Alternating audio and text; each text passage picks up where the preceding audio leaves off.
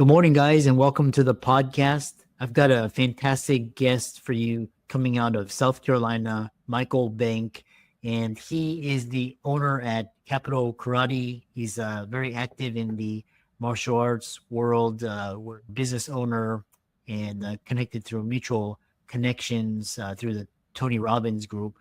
And he just sold his business, and he was able to retire before the age of 40. And he's going to talk to us all about designing a business so that it's sellable, and a lot of principles around financial independence, financial freedom will apply. So I'm really happy to have him. So Michael, welcome.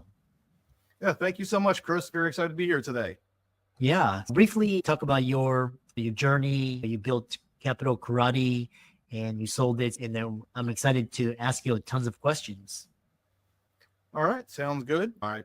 I guess we'll go back to my early professional career. Straight out of high school, joined the National Guard in the military, Air Force National Guard and Security Forces. And that was right for September 11th, so my 1 week and 2 weeks a year turned into about 4 of my 6 years working full-time active duty.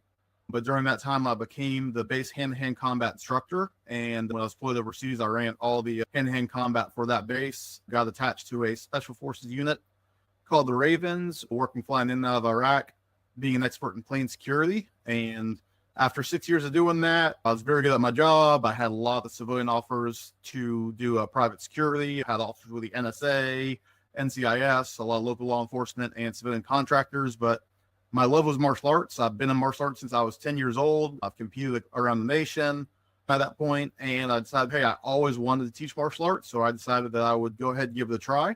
While I was in the service, I did manage to get a bachelor's in business from the University of South Carolina, emphasis in human resource management and entrepreneurship, which did not help one bit for knowing how to run a business.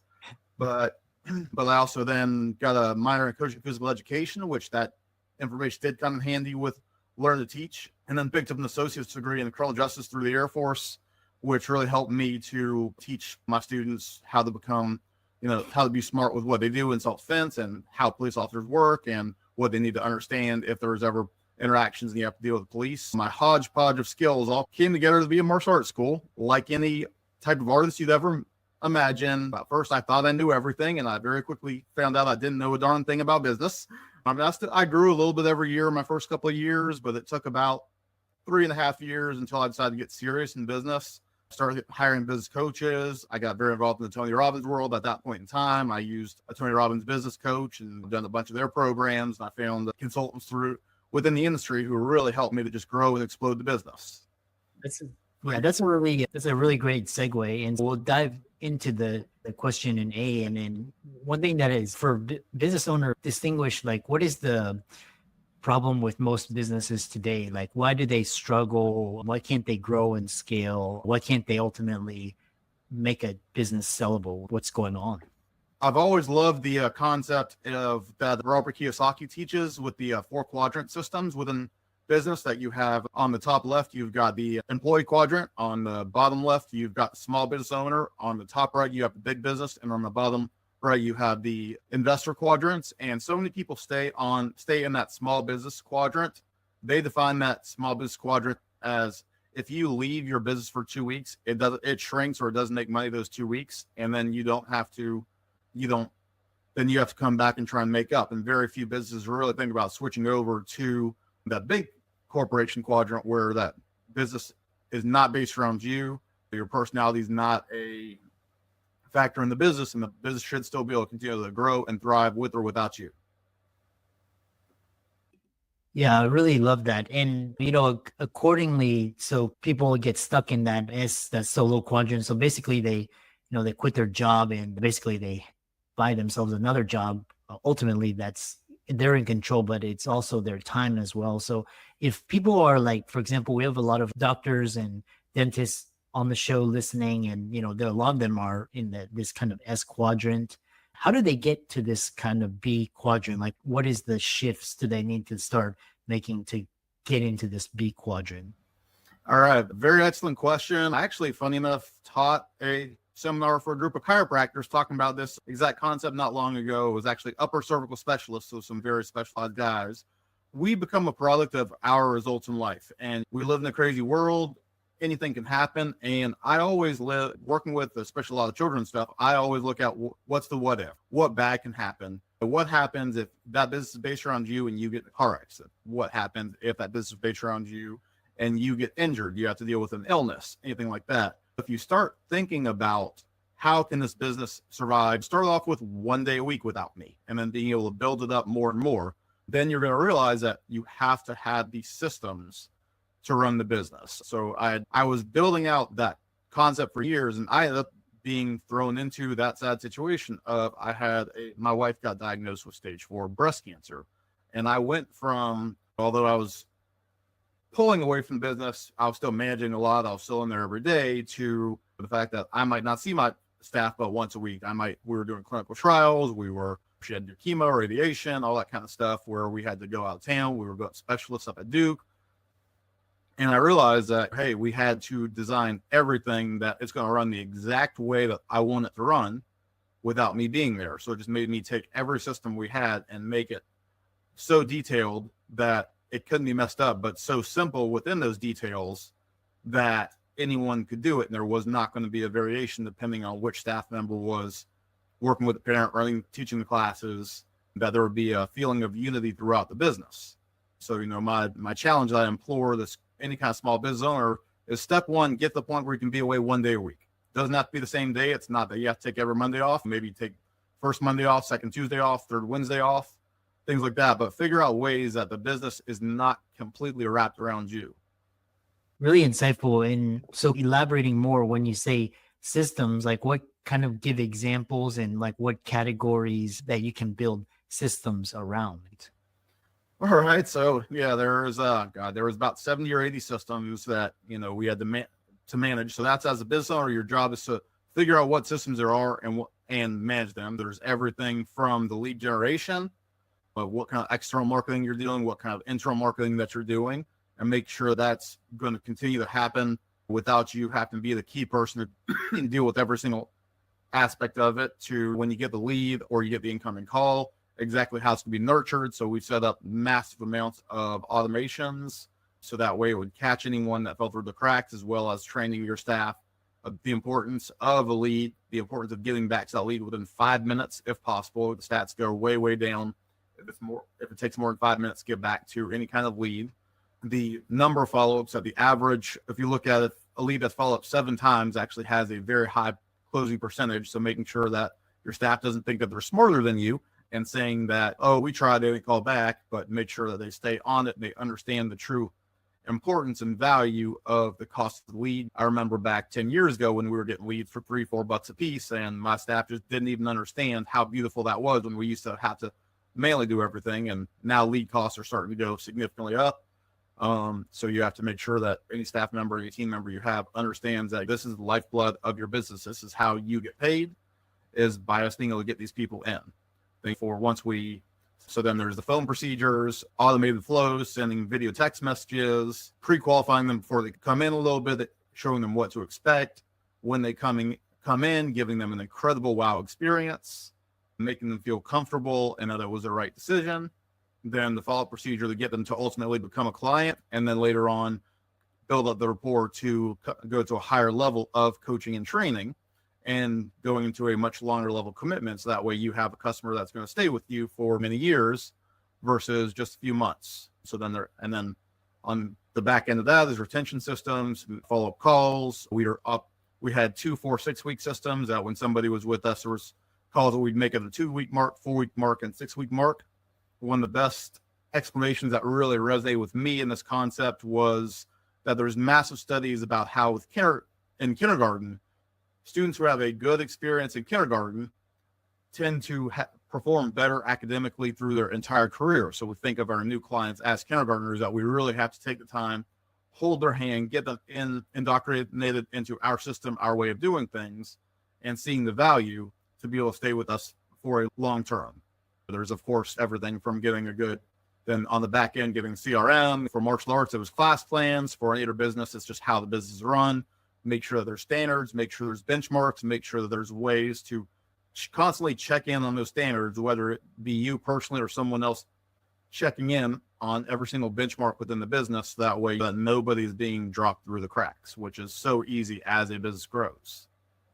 Yeah, there's so many, there's accounting, there's in what you described. So it's as a business owner, you have to start thinking about how you can either pay people or implement software to buy back your time so that you can focus on the important things. The other question I have for you is because you recently sold your business, and a lot of business owners that I talk to, they rely on employees. But in this day and age with software, because I was having lunch with one of my colleagues and he was describing this process where he was trying to basically lean up his company, and he was telling me he's relying more on software and he's in artificial intelligence as opposed to people. And so what are your thoughts? Because I know I'm pretty sure you used a lot of people for your systems, but people can fail and they quit and other things, whereas software, it's not without its problems, but software and automation and robotics is a little bit more dependable. Actually, funny enough, it was a saying from our mutual friend that put us connected together. He once told me something that stuck with me, that you can't automate giving a damn. So you do have to still have the personal touches, but I'm a big believer in using automations and software to help fill in the cracks. So for us, most of our students came to us 2 to 3 times a week. So we did, and we had the attendance system within our software. So we had an automatic text that would go out to any families that had not shown up in 8 days, just saying, hey, we missed you last week. When are we going to see you next in class? But we would, of course, within that software, we would also get a notification to then follow up with them 3 days later if we did not hear back from them or see them. And then, then everything else is just building a pattern that people can expect. For the martial arts is a very personality-based business, but there's a lot of things that can be expected at different points, as they moved into different classes. There'd be different level of curriculum. So we'd have uploaded curriculum that would help to augment any classes that they would meet. We like to have check-ins with every single family a couple times a year, just to sit down, talk with them, and encourage them to tell us what's going on in their lives, and that allowed us to catch issues ahead of time. And then we had a pretty cool one where every, I think, 17th class is something very random number, they would automatically be emailed a survey just saying, how was last night's class? And it was 1 to 5 stars, and it gave them a chance to give feedback, and they could either choose for it to be, they could either be anonymous or they could put their information out there. And then after that, if they did give 5 stars and gave great feedback, it would automatically redirect them to giving us a Google review, Facebook review, things like that. But if it was anything besides 5 stars, it would immediately send us an email letting us know what's going on. So that way we knew that, hey, something is making this family not happy. And you tend to see trends on stuff, and people go from very happy to start going down. And you do a couple private lessons, you work with the family, you find out what's going on, you start seeing go up. You can start seeing the trends over time when people are willing to give feedback. Really interesting. And so you described this process and systems, and I like how you used it to fill in the gaps. In every industry and every company and business is different. The other question I have for you is, because I've studied a lot of I've really made it a passion to really just be curious and study the uber successful, the kind of like the Michael. I'm fascinated with why Michael Jordan or Kobe or like Bill Gates or Steve Jobs are where they are at. And one of the things is, for example, I look at like pro athletes or Olympic athletes. They're the best in the world at what they do. So bring home all these accolades. And then when they transition to a coaching role, they can struggle. And sometimes I've seen like some of the best coaches are like, they're not the best athletes, but they're coaching. And so also with business owners such as yourself, and you have a martial arts background. And so talk about this difference, dichotomy between the actual skill and the craft and the skill of being an entrepreneur and business owner, because people think, oh, you're an Olympic athlete or a professional athlete, you're going to have a successful business. But a lot of them struggle if they don't develop these skills. So talk about that. So I'll talk specifically within martial arts, but I've seen it within a lot of other industries as well. So a lot of my best students, a lot of the guys who won multiple world titles, traveled around the world, competed, made horrible instructors. These tended to be the people who were the very naturally gifted people, and they never really had to learn how to break it down. I had students who I'd have a technique that took me a year to get down well, and they could get down well in class. Most businesses try to take either those people and put them in charge, and they can't understand why people don't understand things. The other end of the extreme that we see in martial arts, and I'm sure it's everywhere else, is you take that person that's just been with you forever, that person that came in that was very socially awkward, that couldn't look people in the eye, and you got them to the point where they were halfway decent, that then all of a sudden you're like, oh, I'm going to put this guy in charge, when they're still socially awkward. It's not their nature. So I had an incredible aha moment many years ago when I had to fire an instructor for losing his temper in a sparring class. And I'm tossing and turning. It's 2 a.m. And I was like, what am I going to do? This was my main guy for running swimming programs. I had some trips coming up that I really didn't want to cancel. So I got up, went to my office, pulled out pen and paper, went through my Facebook feed, went through my phone, and wrote down the names of every single person I could think of that could teach one karate class. That's all. If I could just get someone that I could teach to just cover one class. And what I realized was I wrote down a lot of people that were not martial artists. I wrote down people who were school teachers, people who were dancers, people who were gymnasts, but people who just understood how the human body worked. And I also noticed that the trend of those people that I wrote down was there were people who were good with children or good working with adults. And made me start realizing that, hey, I had to figure out a way to prioritize what's the most important. So I came up with a 3-tier strategy. Number one thing I'll look for is attitude. Number 2 thing I look for is conditioning, being in good shape. Then the number 3 thing I look for is their actual technique. So I look at that as the way I build my students as well as the way I build my staff. If I have someone that comes to me with a great attitude and is in good shape, I can teach them martial arts. I'm a martial arts instructor. I can teach them everything they need to know to be able to get out and teach classes and be successful. No problem, no stress whatsoever. But when I look at any other combination, if I look at someone with great conditioning, great technique, but a bad attitude, they're going to cost me clients. When I get someone with a great attitude and great technique, but they don't have the conditioning, they can't teach the 8 classes a day that we're teaching, then they're going to be constantly calling in sick. They're going to be letting me down. So as I looked at that, for anyone who I'm building up, attitude first. I hire 100% based on attitude.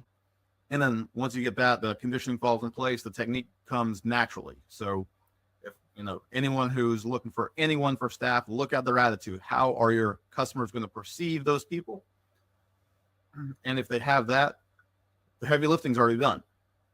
Yeah, really. It's just this, and I've also seen it in especially the pro tennis players, the ones that win Wimbledon and they become coaches, and it's a different skill. Coaching is a different skill. Business owner, entrepreneur, these are, you can be the best artist at your craft, but you have to be able to break it down. And like I say, it's just a skill-based skill set. The next question I have is, because congratulations, you sold your business and you were able to retire before the age of 40, which is how do you talk about the process that you get your business to be sale ready, and how do you go about? All right, I appreciate that. Getting to the fun subjects. We utilized COVID as the great reset. Like I'm sure just about everyone that is on here, COVID caused significant changes. I had grown a monster of a business. We were open 6 days a week. We were teaching over 500 students a week. I had 5 full-time staff members, 4 part-time staff members. And after we shut down during COVID, my wife and I, my wife is in the business as well, we started deciding, hey, if we had to run this business with us stepping back into it, running it full time, how would we want it to look? And if we were to ever want to sell it, what would make it attractive to sell? Most people don't want to buy a business where they're working 6 days a week, where they're constantly struggling. So we really broke everything down, reevaluated it to make the business something that we would want to run if we had to run it, or that somebody would be very interested in taking over running to actually have quality of life. So I actually had somebody who was supposed to be buying a school from someone else, and that sale fell through. And he came to me for an opportunity shortly after we reopened from COVID, and I was a lot smaller staff.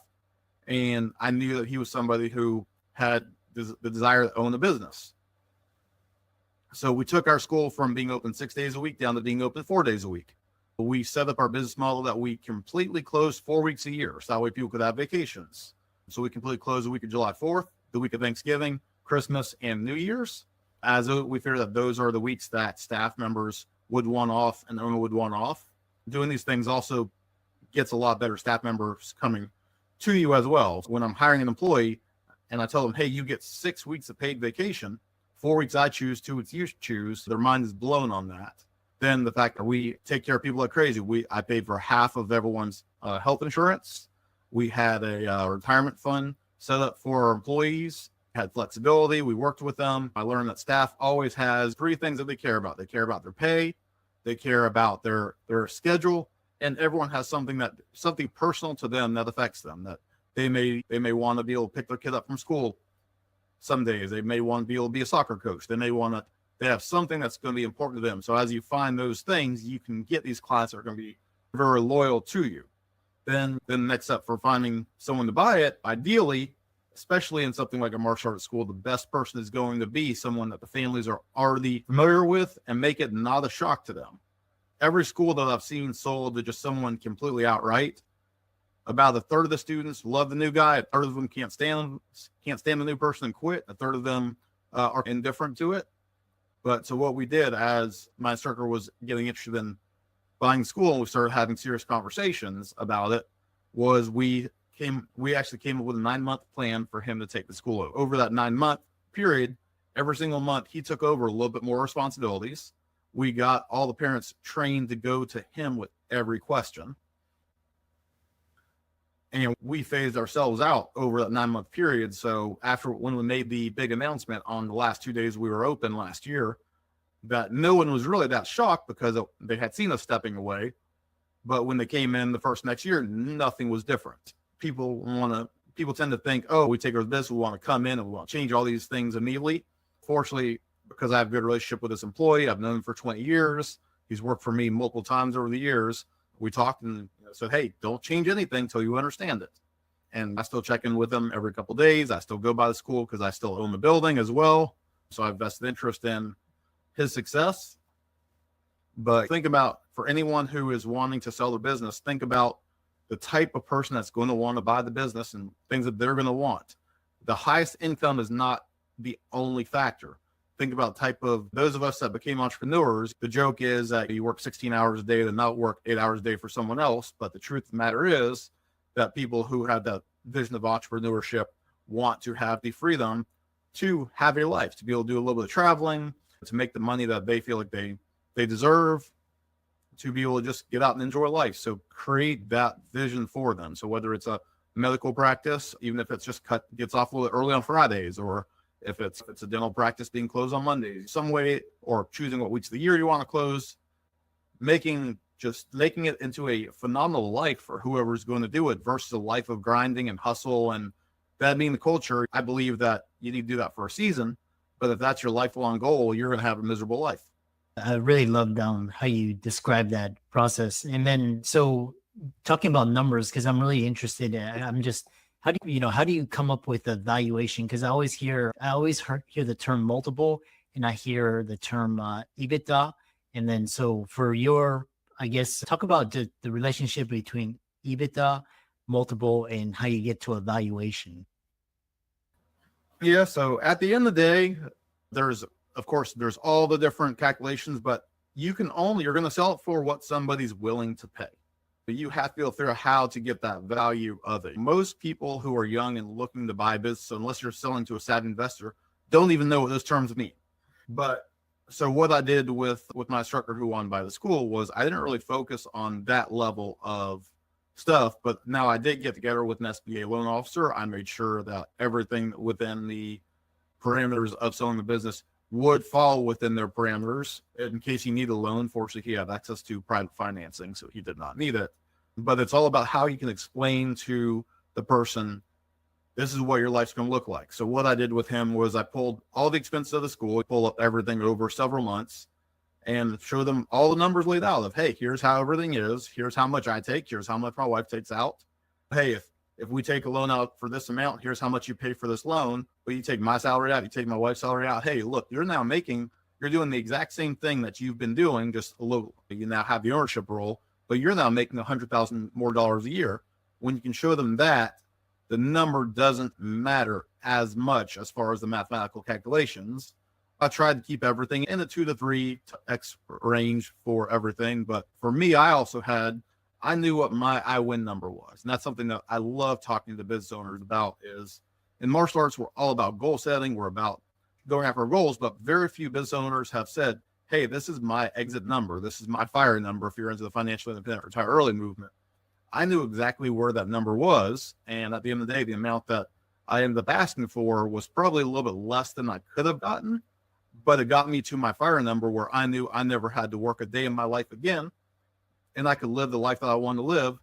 And it gave him less to argue about. So as we put everything together, I wanted to make it that his accountant would have zero complaints. His lawyers would have zero complaints.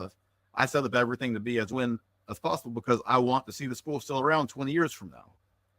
Yeah, really interesting. I like there's just so many different schools, but I know especially when people are valuing companies, they always look at these, but it's interesting. The same thing with real estate. It's like whatever people are willing to pay, but you also have to know like how much you're paying in property tax, how much cash flow is this property producing, and these numbers, and just like what are the comps, like what are similar things. Just wanted to pick your brain. If people wanted to find out more about you and connect with you and contact you, how would they do that? Easiest way to get a hold of me is on Facebook. It's Michael Bank, Bank. That's the easiest way to get a hold of me. Otherwise, I'm easy to find on Google as well. But yeah, I'm always happy to help. I enjoy talking business. I actually help coach some doctors. I help coach some attorneys that are just friends of mine that I've been helping them with their business model, their finances, helping them, several of them with their early retirement plans, figuring out where their number is, their lifestyle, helping some of them get out of debt. Of course, with medical student loans, some of them have insane amounts. I actually helped my doctor negotiate a massive pay raise, changing companies a couple months ago because she just didn't know how to explain it in a way that an employer would understand versus she'd look at everything through the doctor's lens. It's always interesting to bring in someone with a fresh set of eyes, someone who's been an employer and employee and had businesses, sold businesses, hired employees, fired employees, dealt with employees wanting more money, dealt with everything. When you can give someone who can give a clear picture of that, hey, here's what's going to be important to the people you're talking to. Here's how to show them massive value for bringing you on. But it turned out to be something like a $50,000 or $60,000 pay raise that she got by changing companies after I helped coach her on how to have that conversation. Yeah. And what's next for you? Because I know, it sounds like you're a commercial real estate owner and you sold your business. And so what's next for you on the horizon? Right now, I'm loving life. So my wife, part of the year was making the wife happy. So we're going in almost a year of retirement. So my wife got really big into pottery during COVID. So we rebuilt our garage into probably the most gorgeous pottery studio you're ever going to see. Then I went to Brazil. I got to go down and do Brazilian Jiu-Jitsu with a lot of the top masters in the world down there. Just got back from Italy. I've been doing just tons of home renovations. I've been traveling at least 1 week every single month. Another part of our decision to retire early was knowing that our parents were going to be needing more help. So we did move my mother into our house with us. And we're in conversations with my wife's mother about moving her closer. So that's our big stress right now, is figuring out her next steps as she's getting that point where very soon she's going to need massive amounts more help. So it's the family life was a big reason for me to want to do this and be able to help. My mom is 79. My mother-in-law turns 83 next week. My dad is 81. So just to be able to be there to support them, to help them through their next stage of life has become a big passion for us, as well as make sure we just have some fun, enjoy. I still stay plugged in the martial arts industry and network, and I still go train just in case I do decide to ever go back, do some coaching, do something else. But I want to get bored before I jump into something else. And so far, I'm not getting bored. Yeah. It was interesting because I wanted to ask you because, for example, I retired 8 years ago and I did the same thing you, but I got really bored after 6 months. It was just when I really needed something to challenge me and I wanted to do more. And for you, and I find this quite frequently as people that sell their company or they have a basically massive liquidity event, they're kind of, and then after a while, so what kind of techniques and strategies are you using to create more meaning and find more meaning in your life? Like how do you maintain your mojo once the wheel of life that Zig Ziglar made very famous. And I started looking at that and realized that I had a lot of injuries in my body that I wanted to take care of. So I've spent a lot of time going to specialty chiropractors. I got a PEMF system. I got a red light system. I got a sauna. Been coming up with ideas because I realized that my physical health was the level that I was least happy with. Although I'm a high level martial artist, I can do all kinds of crazy athletic stuff. I still was never where I felt.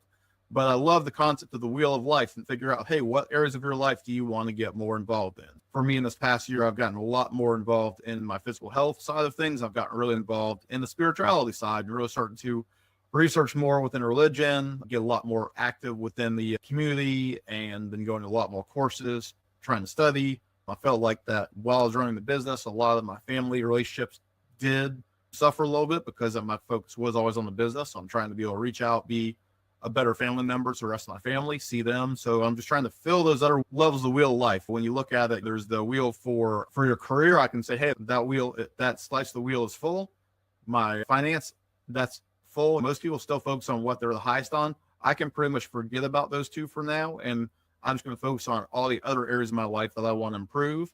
And I'm a big believer in constant improvement. I want to look at every single day, every week, every month. I want to get a little bit stronger. I want to find a better connection spiritually. I want better connections with my family, being able to do things, reestablishing friendships better because I worked evenings for most of my life. I'm still getting used to the concept that I can meet someone for dinner at night because that's just for 17 years of running a business. I pretty much never could. So I'm filling up my buckets with those. And I made a decision that, hey, I'm happy with my finance number. And I've got enough other projects that I can make my job whatever I want. So my job right now is my physical health, undoing some old military injuries, strengthening myself, strengthening my relationships. And when I get bored with that, when I get this full, I'll figure out something else. For now, that keeps me busy. Another follow-up question I have for you is, I know we have 4 minutes remaining in this idea, because what's interesting is you said this number that you said that you're comfortable at.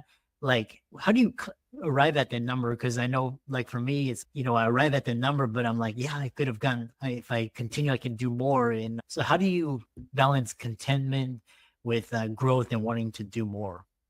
For me, it's your goal. So I took it to the extreme. I actually went and I ran the numbers that if I keep running my business the way I did till I was 70, I looked at it and I'd be worth like 50, 60, $70 million. But I'm like, what the heck am I going to do with 50, 60, $70 million at 70 years old? You start figuring out your lifestyle of what do you want to live?